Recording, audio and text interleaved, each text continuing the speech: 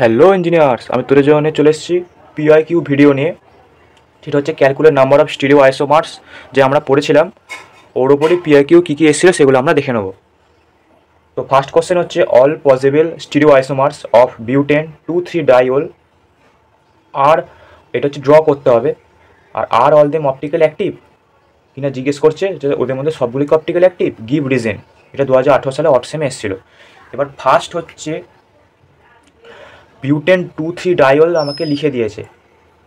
এবার আমাকে তো স্টিরিও আইসোমার বার করতে গেলে কার্বন কার্বন লাগবে, কারণ কার্বন কার্বন না হলে আমরা ফর্মুলাতে বসাতে পারবো না, কতগুলো অপটিক্যাল আইসোমার হবে সেটাও জানতে পারবো না। এবার কার্বন কার্বনের জন্য আমার ফিশার প্রজেকশান লাগবে।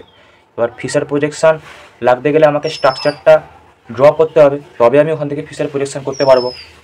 তো তাহলে স্ট্রাকচারটা ড্র করা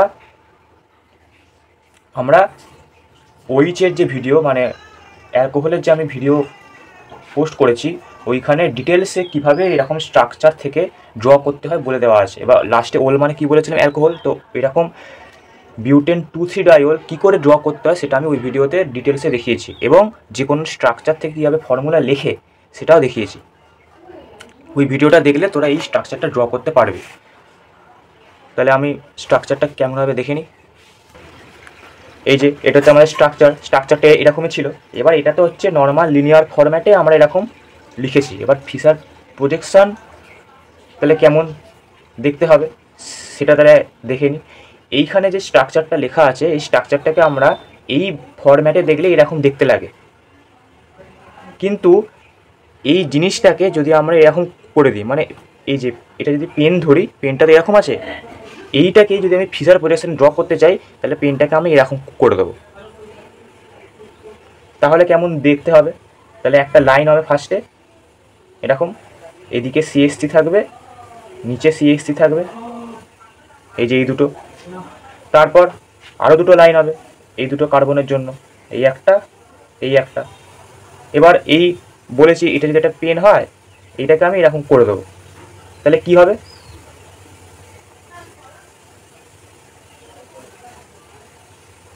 এরকম দেখতে হয়ে যাবে।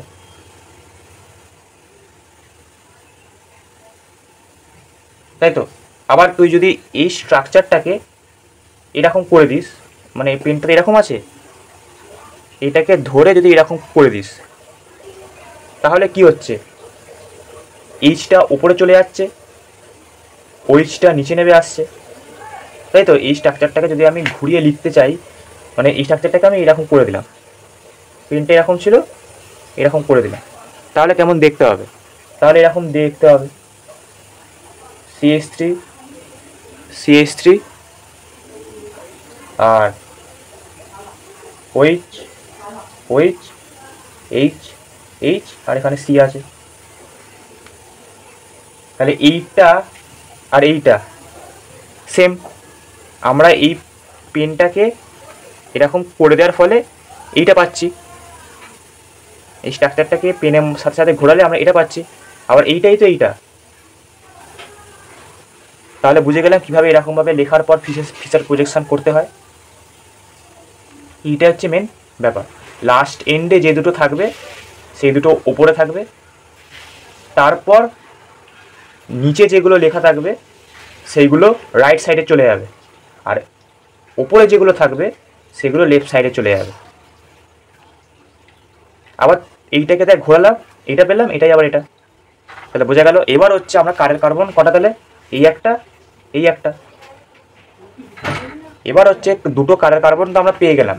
এবার যে ফর্মুলাগুলো ছিল, ফর্মুলাগুলোতে কীরকম ছিল, ফর্মুলাগুলোতে হচ্ছে আমার তিনটে ফর্মুলা ছিল। একটা হচ্ছে কম্পাউন্ডটাকে এমনভাবে ডিভাইড করা সম্ভব যাতে আমার দুটো যে পার্ট হবে একে অপরে মিরর ইমেজ হবে।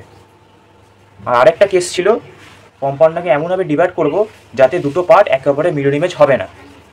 এবার তাহলে এখানে কোনটা ট্রু হচ্ছে, আমি যদি কম্পাউন্ডটাকে এখান থেকে এরকম ব্রেক করি, তাহলে দেখ এই পার্টটা আর এই পার্টটা একে অপরে মিরর ইমেজ, তাহলে ওই শর্তটা স্যাটিসফাই হলো। এবার এই শর্তের আন্ডারে 2 নম্বর ফর্মুলাটা পড়ে আর 3 নম্বর ফর্মুলাটা পড়ে। এবার 2 নম্বর 3 নম্বরেও তো ভাগ ছিল, একটা হচ্ছে even number of carbon carbon, একটা হচ্ছে odd number of carbon carbon. আর ইভেন নাম্বার অফ কার্বন কার্বনে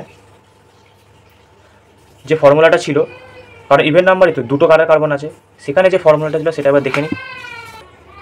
সেখানে যে ফর্মুলাটা ছিল সেটা হচ্ছে আমার অপটিক্যাল আইসোমার ছিল 2n-1।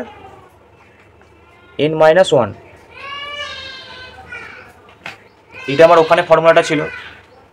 আর মেসো কম্পাউন্ড একটা হবে, মেসো কম্পাউন্ড হচ্ছে আমার 2n/2-1, এটাই আমাদের ফর্মুলা ছিল, 2n-1 আর 2n/2-1। এবার n হচ্ছে আমাদের 2, কারণ কার্বনের নাম্বার 2, তাহলে অপটিক্যাল আইসোমারের ক্ষেত্রে তাহলে কত হচ্ছে 2 - 1 1 2, তাহলে অপটিক্যাল আইসোমার 2 হচ্ছে। আর মেসো কম্পাউন্ড হচ্ছে তাহলে কতগুলো, এনের জায়গায় 2 বসালে 2/2 1 হয়ে যায়, 1 - 1 0, 2 হচ্ছে 1। তাহলে আমরা দুটো অপটিক্যাল আইসোমার পাবো আর একটা মেসো কম্পাউন্ড পাবো, এটা আমরা শিওর হয়ে গেলাম। এবার সেগুলো কেমন দেখতে হবে সেটা দেখে নিই। এবার অপটিক্যাল আইসোমার মানেই হচ্ছে এনআরসিওমার, তাহলে এনআরসিওমার মানেই হচ্ছে একে অপরের মিরর ইমেজ হতে হবে। এবার আমরা প্রথমেই যে স্ট্রাকচারটা দেখলাম সেইটা হচ্ছে আমাদের মেসো কম্পাউন্ড ছিল। এই যে আমাদের এই যে স্ট্রাকচারটা আমরা ড্র করলাম ফার্স্টে, এটা তো আমাদের মেসো কম্পাউন্ড, কারণ এই কম্পাউন্ডটাকে মাঝে একটা যদি প্লেন অফ সিমেট্রি কল্পনা করা হয় তাহলে ওপরের পার্টটা আর নিচের পার্টটা একে অপরের মিরর ইমেজ। আবার দুটো কার্বনও আছে, তাহলে মেসো কম্পাউন্ডের যে কন্ডিশন সেটা স্যাটিসফাই হলো। এই ওপরের পার্টটা আর নিচের পার্টটা একে অপরের মিরর ইমেজ হলো, মাঝে প্লেন অফ সিমেট্রি কল্পনা করলে, আবার দুটো কার্বন আছে, তাহলে এই কম্পাউন্ডটা মেসো কম্পাউন্ড হয়ে গেল। তাহলে একটা যে মেসো কম্পাউন্ড পাওয়ার কথা ছিল সেটা হচ্ছে এইটা। এবার হচ্ছে আমরা দেখে নেব যে অপটিক্যাল আইসোমারগুলো কেমন দেখতে হবে। অপটিক্যাল আইসোমার তো এরকম দেখতে হবে না, সেটা কেমন দেখতে হবে দেখে নিই। এইখানে আমাদের যে কম্পাউন্ডটা ছিল মানে মেসো কম্পাউন্ড যেটা, সেটা আমাদের কীরকম ড্র করেছি, এরকম ড্র করেছি, এরকমই তো ড্র করেছি। এবার এইটা হচ্ছে আমাদের C2, এটা ফার্স্ট কার্বন, এটা সেকেন্ড কার্বন, এটা হচ্ছে থার্ড কার্বন, এটা হচ্ছে ফোর্থ কার্বন। এবার আমরা কি করে অপটিক্যাল আইসোমার ড্র করব, তো ট্রিকটা এটাই হলো, যে কোনো একটা কার্বনকে, নয় C2 নয় C2 আর C3, যে কোনো একটা কার্বনকে আমরা 180 ডিগ্রি রোটেট করে দেবো, যে কোনো একটা কার্বনকে। ফার্স্ট স্টেপ হচ্ছে এটা। তাহলে রোটেট করলে কীরকম দেখতে হবে, আমি যদি C2টাকে রোটেট করি 180 ডিগ্রি, তাহলে ওইচটা এদিকে চলে আসবে, এইচটা এদিকে চলে আসবে, তাহলে আমার এরকম দেখতে হবে CH3 OH H আর এটা HOH। এখানে আমি C2টাকে 180 ডিগ্রি রোটেট করেছি,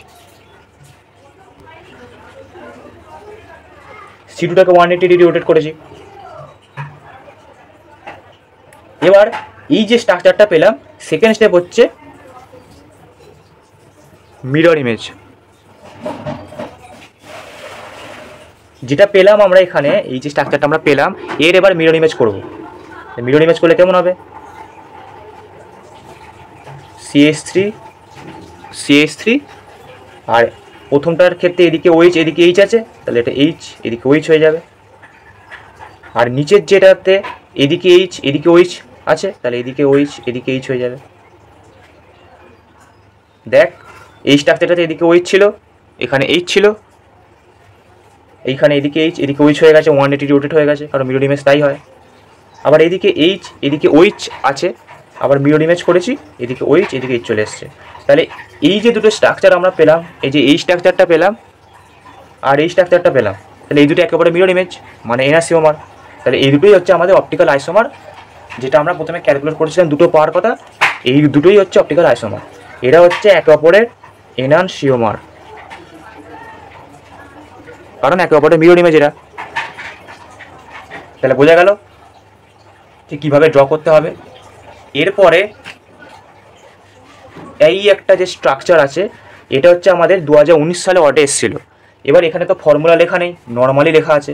এবার এখানে যে স্ট্রাকচারটা হবে সেটা আমরা ফার্স্টটাকে ড্র করে নিই, বেসিক স্ট্রাকচারটাকে ড্র করে নিই। CH নিচে OH, CH নিচে Cl, COOH। তাহলে এইটা হচ্ছে আমাদের স্ট্রাকচারটা, মানে যদি আমরা এটাকে স্প্লিট করে লিখি তাহলে আমরা এরকম একটা স্ট্রাকচার পাই। এবার হচ্ছে এটা আমরা ফিচার প্রজেকশন ড্র করবো। কীভাবে বলেছি ফিচার প্রজেকশন ড্র করতে হয়, আগে দুটো এন্ডে যে আছে সেইটা আগে লিখে নিতে হবে। এইটা একটা এন্ড, এটা একটা এন্ড, এখানে সিএসসি আছে, এখানে CHH আছে,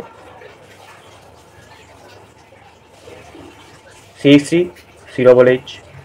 এটা যেহেতু লাস্ট এন্ডে আছে সেই কারণে এটা নিচে হবে, হলো। তারপর দুটো দাগ টানতে হবে, কেন? কারণ মাঝে দুটো কার্বন আছে, হলো। এবার হচ্ছে নিচে যেগুলো লেখা থাকবে সেগুলো বলেছি রাইট সাইডে হবে,